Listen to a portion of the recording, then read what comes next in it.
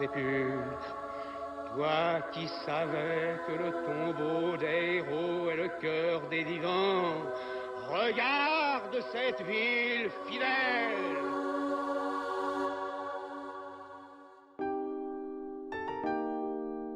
C'est le moment où la ville s'identifie à elle-même. Ces fêtes joanniques m'ont impressionné par la ferveur populaire.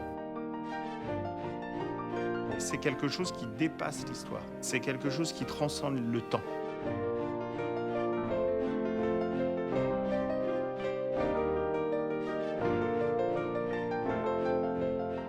Jeanne sans portrait, tu as donné ton visage inconnu.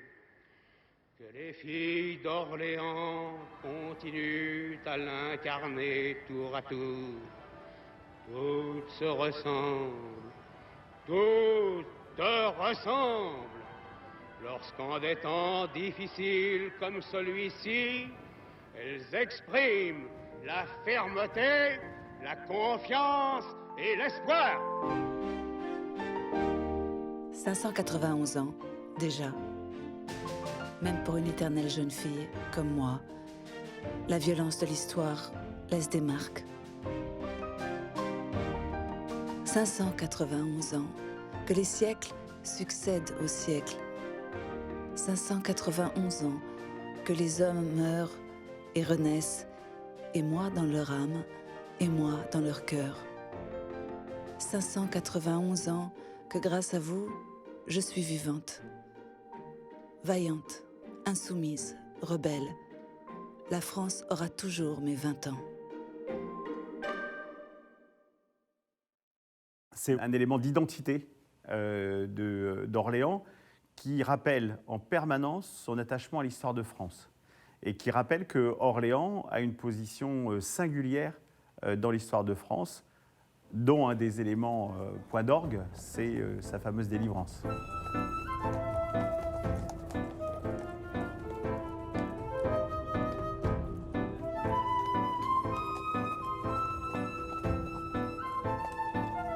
Ce sont les femmes qui écrivent l'histoire. Les femmes sont dans l'action, elles sont dans le résultat immédiat. En tout cas, elles sont pour changer la société.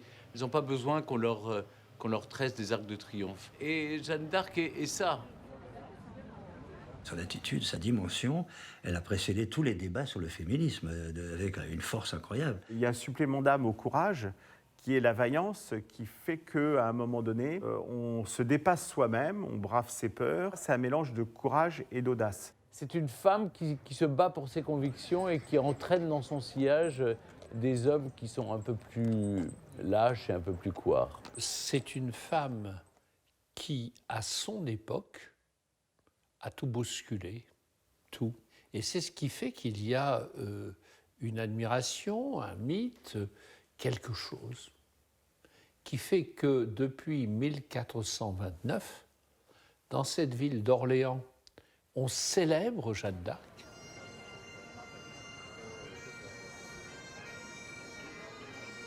C'est vraiment la ville qui célèbre cette jeune femme qui est un soldat, qui a été là pour redonner la fierté à la France et ramener le roi de France sur le trône. Et Jeanne est vraiment au service du bien public, du vivre ensemble.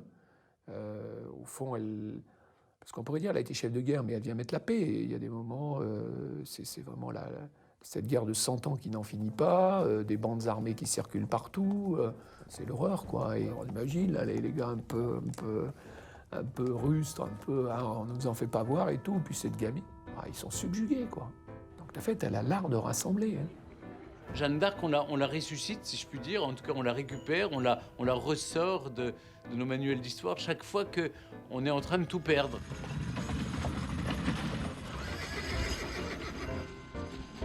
En 14-18, elle a été proposée comme marraine des poilus dans les tranchées. Parce qu'en 14, lorsque les poilus montaient à l'assaut, beaucoup portaient une médaille de Jeanne d'Arc pour se protéger. Les insignes que les aviateurs portent, qui montrent leur unité, leur escadron, ça s'appelle une pucelle. J'ai vaincu à Orléans à 17 ans et je suis morte à Rouen à 19 ans. m'a jugée sorcière parce que je voulais changer le monde. On m'a brûlée, on m'a ignorée. 400 ans de ténèbres avant de redevenir lumière. Au 19e siècle, Hugo et Michelet m'ont ressuscité. Je suis la fille du peuple qui éclaire la France. Alors, pour ne pas me perdre, l'Église, elle aussi, m'a faite sienne. Et le bûcher a fait place à la sainteté.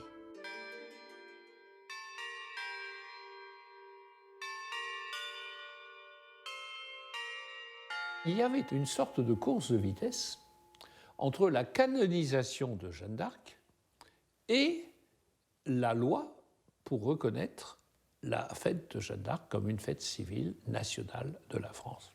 Canonisation, c'est quand l'Église déclare saint ou sainte une personne qui a, bien sûr, vécu sous l'action de l'Esprit Saint, sous l'action de Dieu. Alors, il y a une enquête qui est faite pour ça, qui est très précise, et là, dans le cas de Jeanne d'Arc, c'est 7000 pages. Les canonisations, les procès de canonisation, en général, ça prend un certain temps. Il est arrivé dans la période récente que ça aille très vite. Mais alors là, vous vous rendez compte, il a quand même fallu 509 ans et plus de 5 siècles pour que l'Église catholique, apostolique et romaine se rende compte que cette héroïne qui avait sauvé le royaume de France était sainte. Et c'est la même année où on va demander à ce qu'elle soit reconnue comme héroïne nationale et qu'il y ait une fête en son honneur à la demande de Maurice Barrès. En 1920, il y a à la fois la canonisation et il y a le vote de la loi. Et Maurice Barrès, il fait ce texte. Tous les partis peuvent se réclamer de Jeanne d'Arc, mais elle les dépasse tous. Nul ne peut la confisquer. Le mythe Jeanne d'Arc, c'est un petit peu un fourre-tout idéologique. On peut y prendre, on peut y saisir ce qu'on souhaite. Donc il y a une contradiction idéologique dans la récupération de Jeanne sous Vichy. Le pétainisme, le maréchalisme qui veut récupérer cette image de Jeanne d'Arc pour en faire finalement une femme au foyer.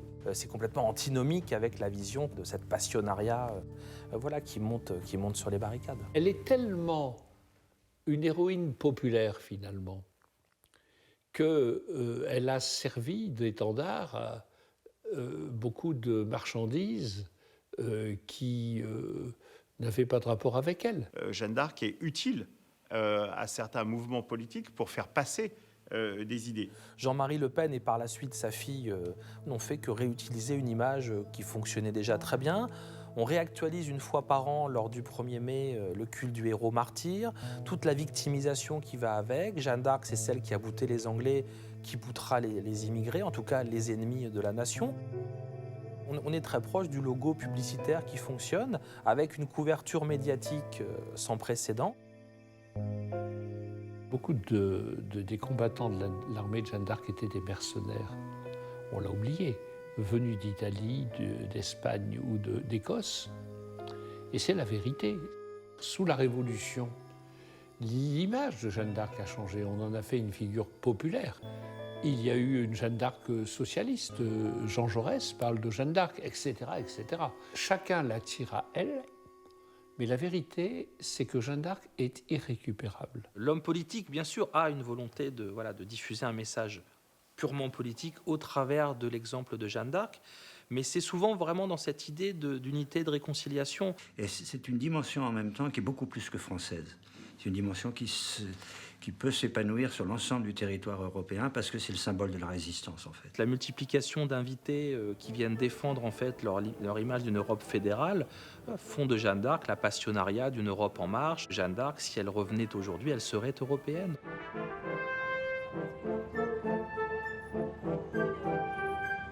C'est une tradition que le maire invite des personnalités pour présider le défilé de l'après-midi et donc l'hommage militaire, la fête. La fête est une fête nationale où chacun fait un discours selon sa sensibilité.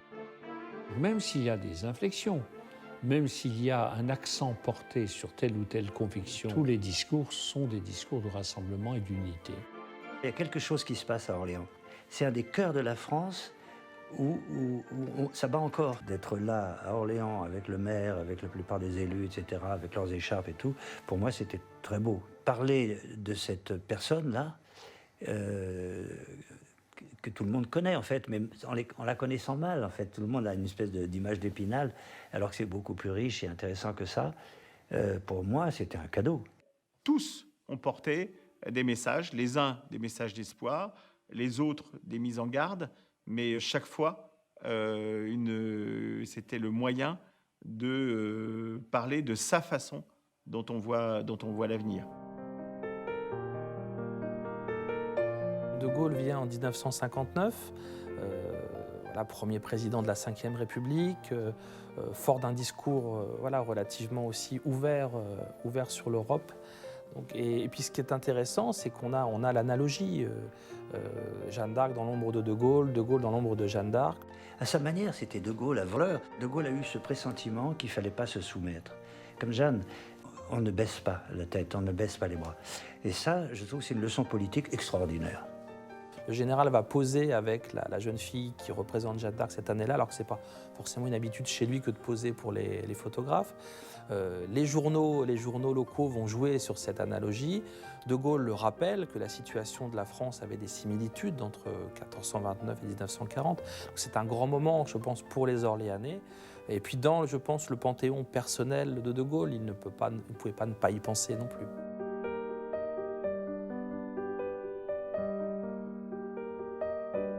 À Orléans, il y a quelque chose de sacré dans l'histoire, quelque chose d'important, c'est que Jeanne d'Arc, elle appartient à cette ville, elle a délivré cette ville, elle est l'héroïne de cette ville a fait corps avec Jeanne d'Arc, et les Orléanais détestent que quiconque se l'accapare. Jeanne d'Arc à Orléans, c'est l'association entre une ville et sa libératrice. Orléans agit comme un rempart mémoriel à ces récupérations. Il faut qu'il y ait du sens donné au fait. Et je le répète, pour moi, le sens, il est dans le rapport que la nation, la République, a avec Jeanne. L'année dernière, on a fait les villes jumelles. C'était aussi très intéressant de voir comment est-ce que Orléans était connecté à l'ensemble du monde. Orléans, ma fidèle, tous les 8 mai, tu fais de moi le symbole de la liberté contre les dictatures, du rassemblement contre les clivages. Mon destin de martyr devenu sainte est devenu une fête nationale, une fête ouverte sur le monde, une fête ouverte à tous les peuples. Les fêtes joanniques ont un caractère qui me paraît fondamental. Ce sont des fêtes populaires. Moi, j'ai été bouleversé. Quand vous mettez des heures pour traverser toute la ville derrière Jeanne d'Arc. Vous avez la foule est incroyable. Je garde encore des émotions assez fortes, cette foule innombrable qui vous acclame. Une foule chaleureuse, une foule ouverte, bienveillante, sans aucune connotation politique. Quand vous vous retrouvez dans les fêtes joanniques, tout d'un coup, vous reprenez espoir dans votre pays, vous dites que tout n'est pas perdu. Les fêtes joanniques, comme vous le savez, elles durent 9 jours. Les 9 jours où Jeanne a été à Orléans avant la Libération. Et on revit tout au long de ces 9 jours toutes les étapes de Jeanne, quand elle est sortie de la ville, quand elle y revient. Orléans, âme de chair et de sang, tu n'es pas qu'une ville de pavés qui s'use avec le temps. Tu es la mémoire vivante de l'histoire de France. Depuis 1945, tu me fais renaître. Tes jeunes filles, Orléans, m'incarnent. Bénédicte, Mathilde, Sophie, Marguerite. Vous êtes fières, assurées, fébriles, tremblantes. Votre jeunesse tournée vers l'avenir. Vous recevez mon épée et mon étendard, génération après génération. Le fait d'avoir figuré Jeanne d'Arc m'a transformée et m'a donné cet amour vraiment viscéral à Jeanne d'Arc. Elle nous habite. En 1975, c'était l'année dite de la femme, que Madame Giscard d'Estaing était venue. Le 8 mai, on arrive à l'entrée de la rue Jeanne d'Arc, donc le dos à la cathédrale. On voit la foule d'Orléanais qui est là pour venir Regardez le cortège. Mais c'est incroyable. On n'en sort pas indemne.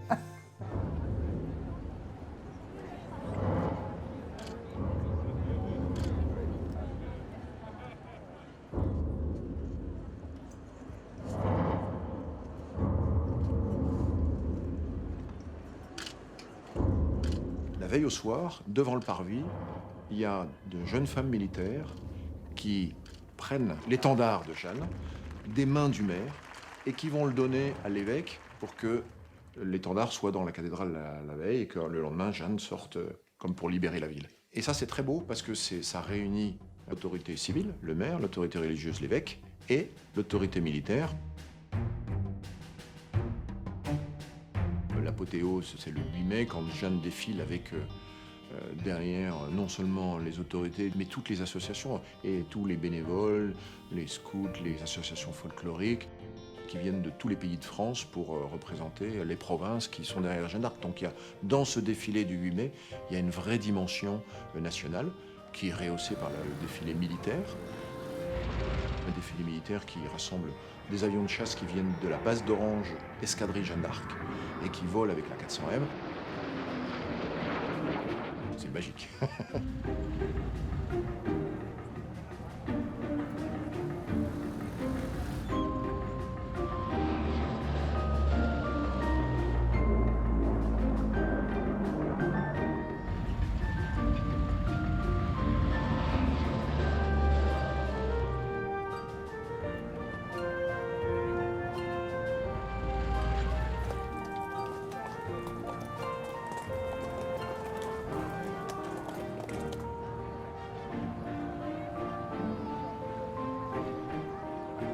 Il y a quelque chose qui est inscrit dans la mémoire collective, mais porté par chacun.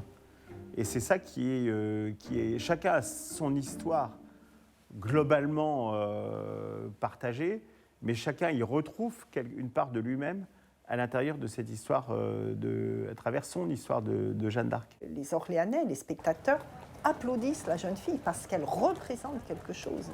On a besoin de cette image qui nous rassemble. Et on voit des personnes tellement différentes, d'origine, de religions différentes. Mais tout le monde applaudit Jeanne d'Arc. Donc ce trait d'union que Jeanne d'Arc crée entre les personnes, mais c'est exceptionnel. Et on le vit, on le sent quand on est sur le cheval. Dans les spectateurs, on voit tous les quartiers. Et ça fédère toutes les générations, ça fédère toutes les cultures, ça fédère tous les états d'esprit.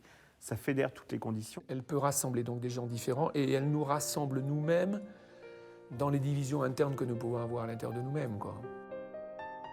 Au fond, elle nous pose la question, mais pourquoi tu vis? C'est un pont entre le passé et la modernité. Vous égrenez les fêtes joanniques comme autant de petits cailloux sur notre chemin qui, année après année, et pour les générations qui viennent, nous racontent une histoire.